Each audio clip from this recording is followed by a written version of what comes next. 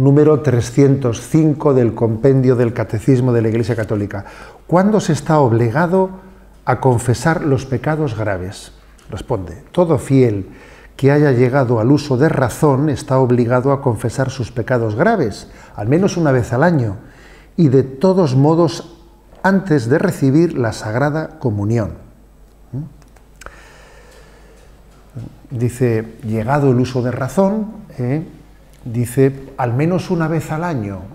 Esto hace referencia también a esos mandamientos de la Madre Iglesia que dicen que comulgar al menos una vez al año por Pascua, por comulgar al menos una vez al año por Pascua. Hablamos en números anteriores de cómo, gracias a Dios, la práctica de la vida de la Iglesia ha ido poco a poco pues, hacia una práctica más frecuente, ¿no? O sea, hacia una comunión siempre que asistimos a la Santa Misa, ¿no? A diferencia de otros momentos en los cuales muchas veces se asistía a la Santa Misa sin comulgar. Y por lo tanto, obviamente, pues para poder comulgar en la Santa Misa, siempre que asistimos a ella debemos estar en gracia de Dios. Y pues el objetivo de nuestra vida es vivir habitualmente en gracia de Dios, vivir habitualmente en gracia de Dios para que tengamos una vida eucarística. Una vida eucarística, eso es maravilloso, poder tener una vida eucarística, una vida eucaristizada o eucarística si queréis, ¿no? Que es que Cristo viva en nosotros, y eso supone vivir en gracia de Dios, y para eso obviamente nos confesamos. Un objetivo maravilloso del sacramento de la confesión es poder vivir una vida eucarística. Ahora vayamos a una pregunta, ¿no? ¿Por qué es necesario estar en gracia de Dios para poder comulgar?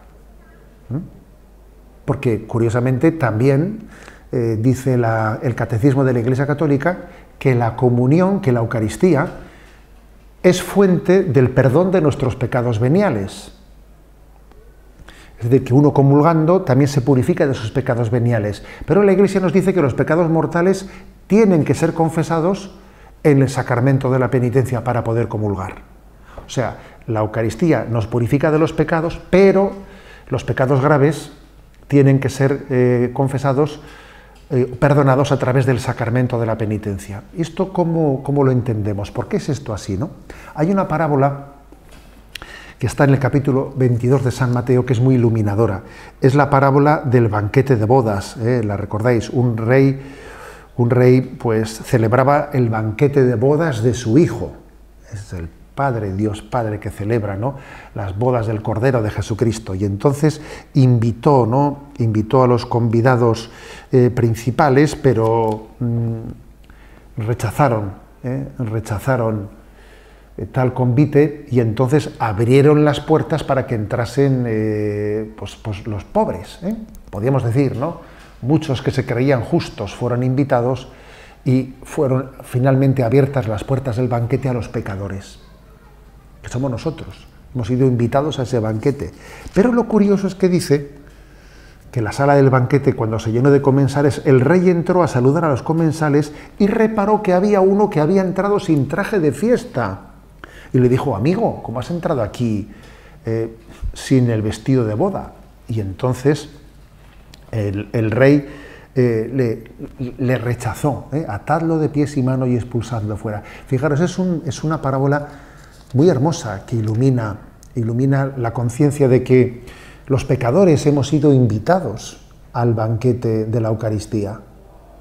No hemos sido invitados porque fuésemos puros, no, porque de hecho aquellos, los principales, o los que parecía que eran puros, habían rechazado la invitación. Hemos sido invitados al banquete de bodas, se ha abierto ese banquete a los que no lo merecíamos de ninguna de las maneras, ¿no? Pero obviamente, precisamente porque hemos sido invitados de esa manera, sin merecimiento alguno, pues lo menos que se espera de nosotros como signo de conciencia del don, de la gratuidad del don que hemos recibido, es vestirnos con el traje de gracia, vestirnos con ese traje de gracia, ¿no? A la conciencia de la gratuidad del don le tiene que seguir pues la responsabilidad de acercarnos adecuadamente, ¿no? Es como si dijésemos, ¿no? A ver, El don de Dios es gratuito. Sí, los dones de Dios son gratuitos. Se abrieron las puertas y que entre quien tenga que entrar. Los dones de Dios son gratuitos, pero no son baratos. Entendedme esta expresión, que es un recurso dialéctico. Los dones de Dios son gratuitos, pero no son baratos. Me refiero, no son baratos en el sentido de que requieren de nosotros una plena disposición, una plena respuesta. Por lo tanto, comulgar en gracia de Dios. Hay un detalle que quizás nos pueda iluminar, que puede haber algún caso un poco, digamos, extremo, en el que una persona tenga, por ejemplo, imaginaros un sacerdote que tiene que celebrar una Eucaristía y no está en gracia de Dios y no tiene la posibilidad de poder confesarse antes de la celebración. En un caso así, pues la Iglesia dice que cuando una persona tuviese, ¿no?, la necesidad de tener que comulgar por la situación en la que está y no puede confesarse, se le pide que haga un acto de contrición antes de esa misa y que después se confiese, obviamente. Fijaros lo que dice el Concilio de Trento.